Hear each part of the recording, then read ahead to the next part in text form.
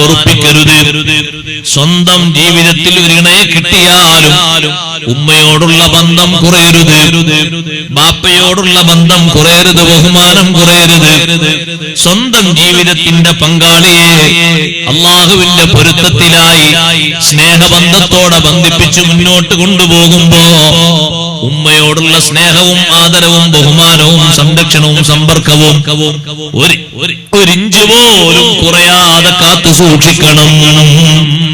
അഷ്റഫുൽ ഖൽഖ് സല്ലല്ലാഹു അലൈഹി വസല്ലം തങ്ങൾ എപ്പോഴും സ്വഹാബത്തിനെ പറഞ്ഞു ഉപദേശിക്കുന്ന ഒരു ഉപദേശമാണ്, സ്വഹാബ, നിങ്ങളെ കൂടെ ഒരു ജീവിത പങ്കാളി അല്ലാഹു നൽകി എന്ന് കരുതിയിട്ട് ഉമ്മ കണ്ണീരൊഴുക്കേണ്ട, ഉപ്പ വിഷമത്തോടെ ഒരുപാട് സമയം പലയിടത്തും സമയം തള്ളി നീക്കേണ്ട ഒരു ഗതികേട് വരരുത്.